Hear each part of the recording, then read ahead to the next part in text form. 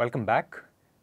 What we'll do today in this segment and perhaps two more is look at a few boundary value problems. I said few, well, we'll look at one proper boundary value problem, but before that we'll set up the general form of initial and boundary value problems for problems in continuum mechanics.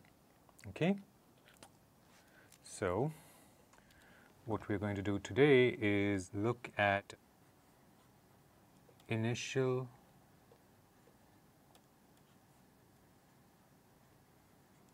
and boundary value problems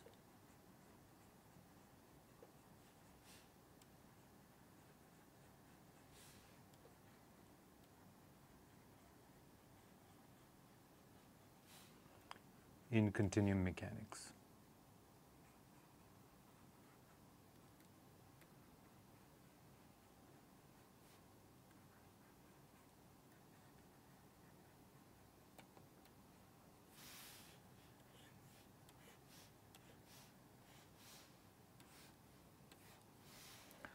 All right. Okay.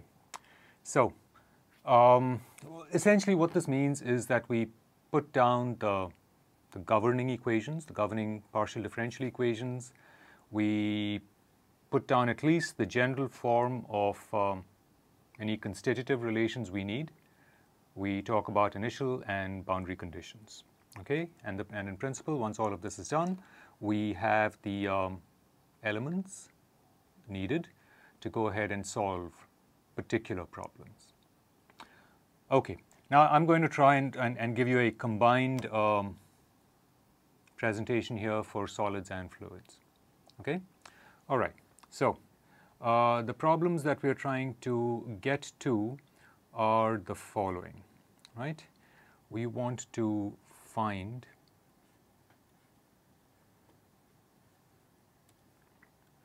rho, okay, the mass density, x comma t, right?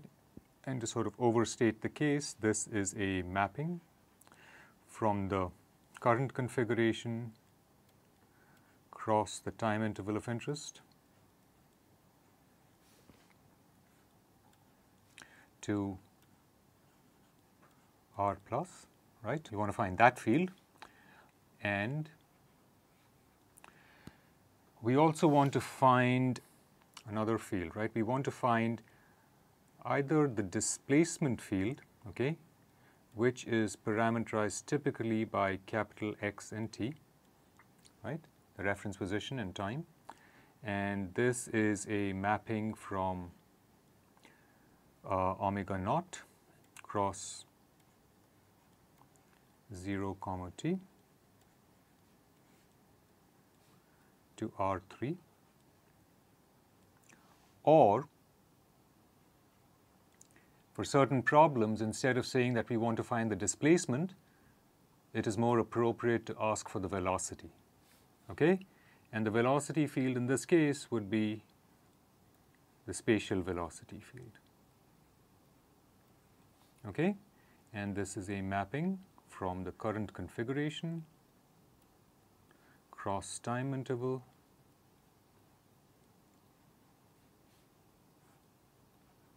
to R3 as well, okay, vector. Okay, and you recognize now which problems we're talking of when we put down the second line right here, right? When we say that we want the displacement field, we are really thinking of problems of solid mechanics, okay? And when we say we want the velocity field, we're typically talking of fluids. Okay, typically. Of course, they're interchangeable, and in some special circumstances, we may change that around, but typically not, okay? So, and the reason this works out this way is that for solids, we have the reference configuration, it deforms to the current configuration. We're typically interested, because of this Lagrangian type of description that we follow for solid mechanics, we're typically interested in knowing, okay, basically what is that displacement field, okay? The situation is different for fluids, right? For fluids, we have our our window, right, and our little water tunnel or wind tunnel where things are flowing past, it doesn't really make sense to ask how much has a point been displaced now, how much has a fluid particle been displaced from here to here. We are typically interested in looking at how quickly is the flow going past us, right, and what direction is it going. Okay, so for that reason, the velocity is more of a natural measure of the solution. Okay, it's a more natural quantity to ask for. All right, but of course we know that they are related, right? We know, of course, that the velocity v of x comma t, we always know this, right?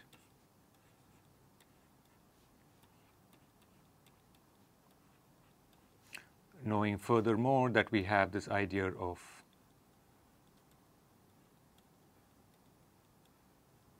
that motion, right? So there is that relation between them. All right, so this is the setting, and let us now look at, these are the fields that we're looking for. What are the governing equations now? I'll write the equations in the current configuration, right? And in the current configuration, we have the following equation for the balance of mass, right? So we want to find the fields rho and u or v such that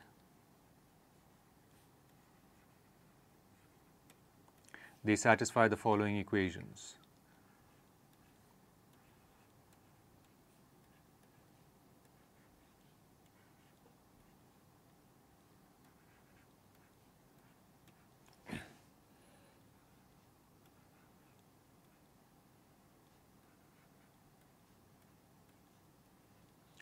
Right?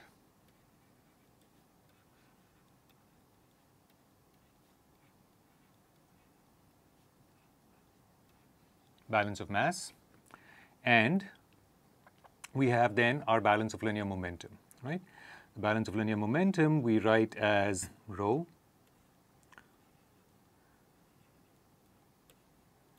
times the material time derivative of the spatial velocity, and we are writing it out explicitly as a partial time derivative plus the convective term, okay, equals divergence of sigma plus a body force,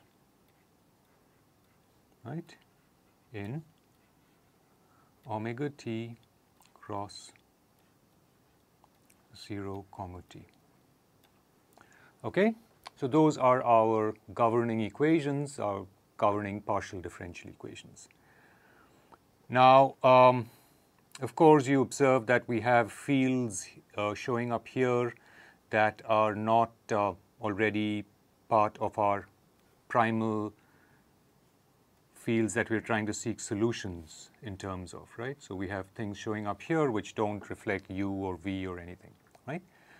So let's just say what they are. So we've already done some of that. We've already said that the velocity is obtained as the time derivative of the displacement field, right? What about the other ones, right? Let's just put down those sorts of things. Okay, so where we have, okay, in the context of solids, we have, or I should say for solids, right? For solids, we have, first of all, we need to say that F equals 1, our isotropic tensor, plus partial derivative of the displacement with respect to the reference position. Okay? And then, since we are working in terms of the Cauchy stress, we also say then that the Cauchy stress, sigma, equals 1 over determinant of F, okay, derivative of some function psi of F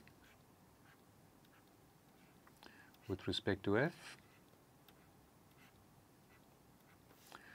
multiplied by F transpose.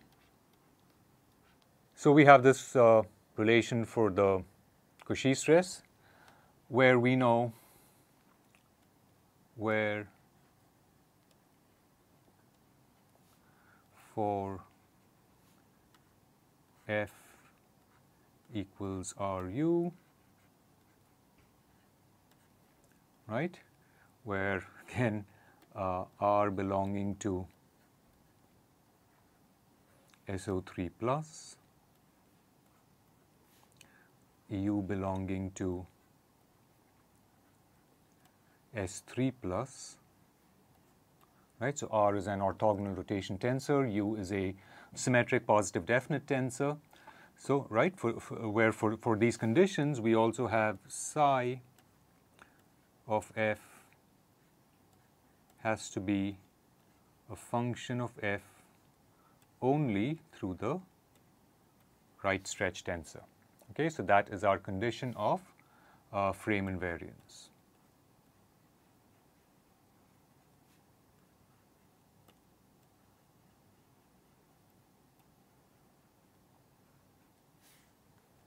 All right, so this is the situation that we have for solids.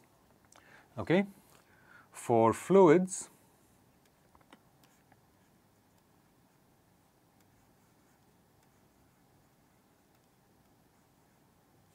right, for fluids,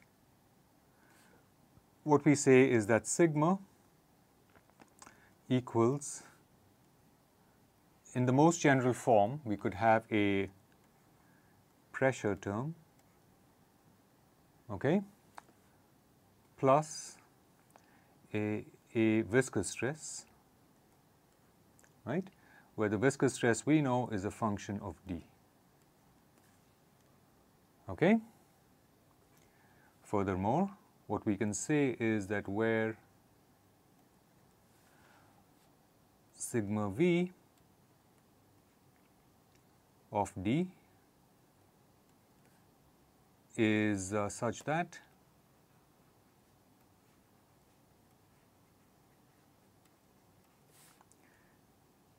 sigma V of Q D Q transpose has to be equal to Q sigma V of D Q transpose Q belonging to SO3.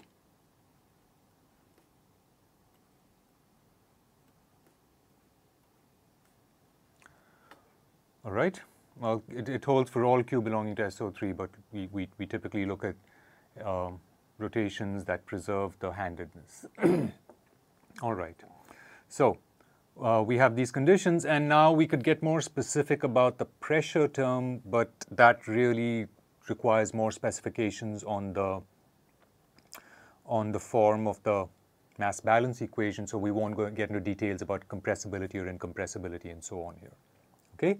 We have a pressure term which may or may not have another constitutive relation for itself. Okay, but this is the very minimum that we need in terms of constitutive relations, right? Again, and we know that this condition also is frame invariance, right? So this condition also is frame invariance or objectivity, as we have often also called it. Okay, so those are the constitutive relations, and so I should probably state that here, right? So this is a constitutive relation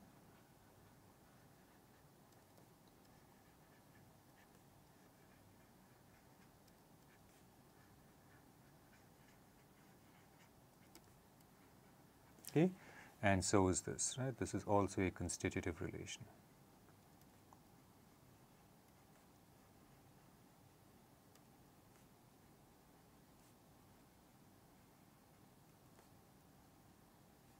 Okay.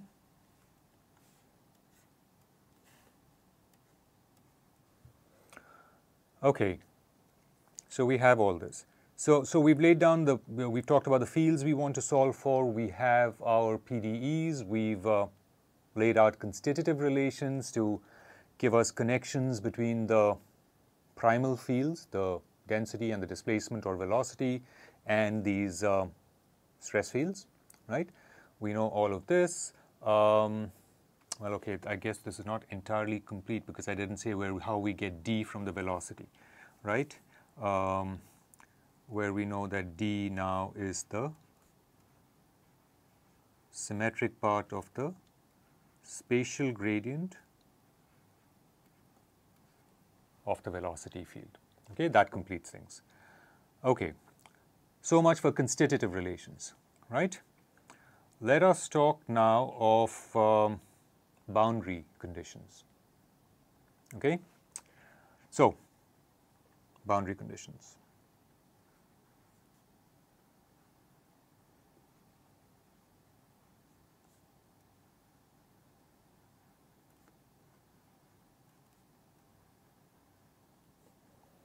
All right.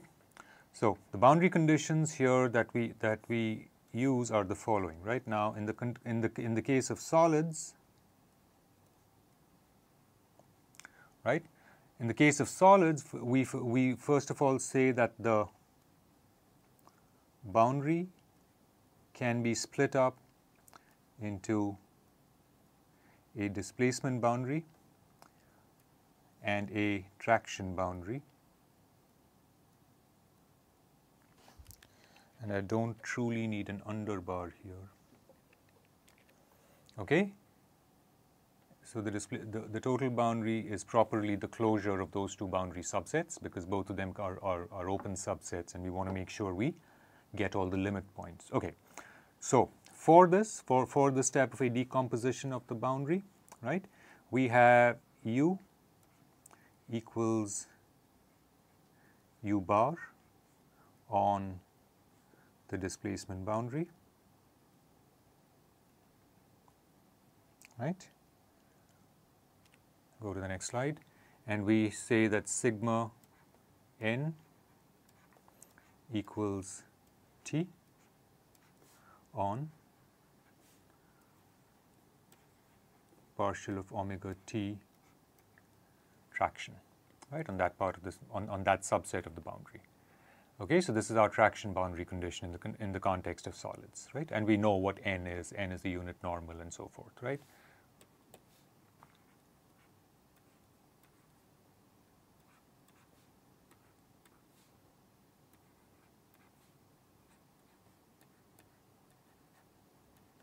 Right? It's a vector of unit magnitude. All right, so this is what we have in the case of solids, right, for boundary conditions. For fluids, okay, for fluids we have a similar decomposition. We have a decomposition of the boundary into what we will call a velocity boundary and a pressure boundary. Okay, this kind of a decomposition is typical in the case of fluids. Okay, what we have then is that the velocity equals some known velocity on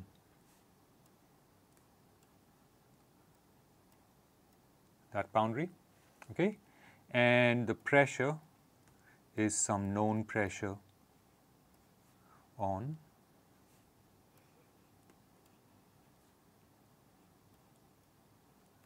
the pressure boundary.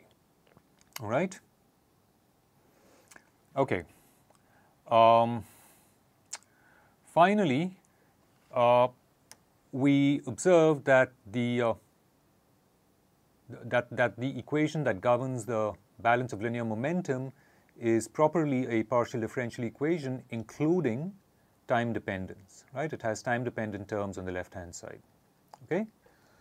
Right? Let me just get back to 2 slides and point that out, right?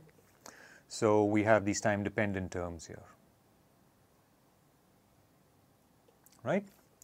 So it follows that we need to account for initial conditions. Okay? Now, okay, so let's talk about initial conditions.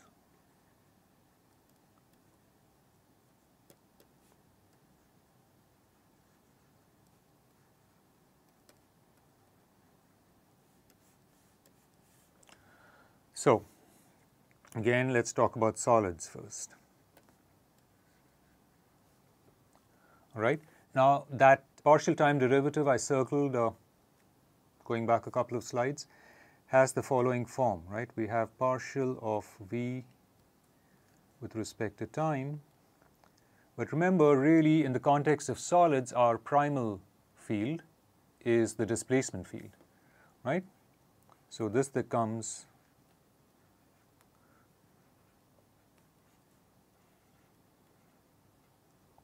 okay, the acceleration, right? Consequently, what this means is that we have two derivatives, right? So what this means is that we have a differential equation, a partial differential equation that's second order in time for the displacements. Okay?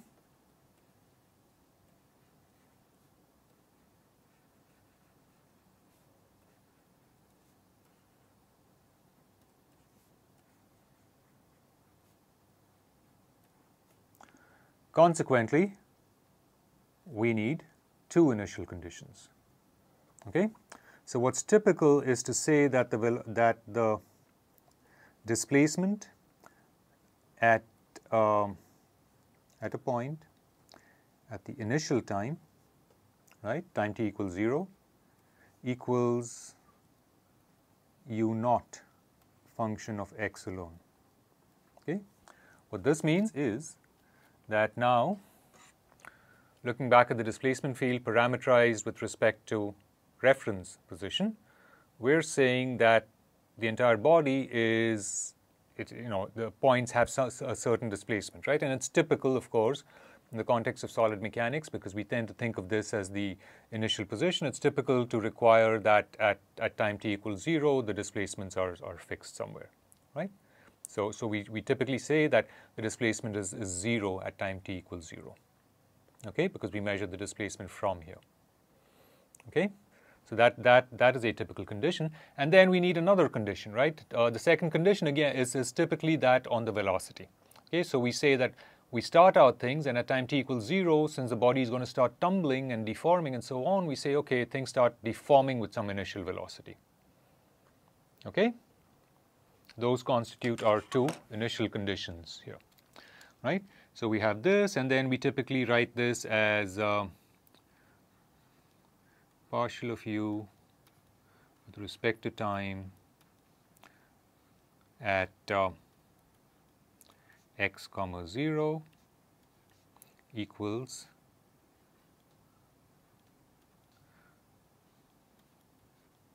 the material velocity, right, as a function of position. All right? So we have those two conditions. For fluids,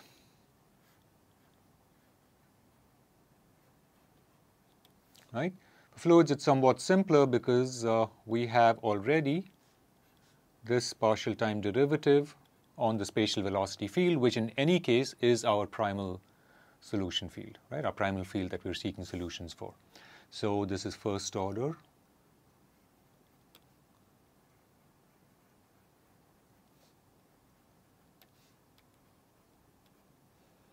Okay, so we really need a single condition, right? So the condition that we specify is typically of the form v at x comma 0 equals v naught function of x. Okay, so we're saying that when things start up in our little water tunnel here, we're saying, okay, when we turn things on, we record the initial velocity, right? And then say, okay, now let things run from there. Okay, those are our initial conditions. Okay, all right. So that really summarizes the initial and boundary value problem, the general form of the initial and boundary value problems for continuum mechanics. And we saw how the fields are slightly different, that we take different fields depending upon whether we're talking of solids or fluids. And likewise then how the constitutive relations have to be different, how the boundary conditions and even the initial conditions we pose must be different. Okay, we'll stop here for this segment. When we come back, we'll look at a specific boundary value problem. right? Initial and boundary value problem.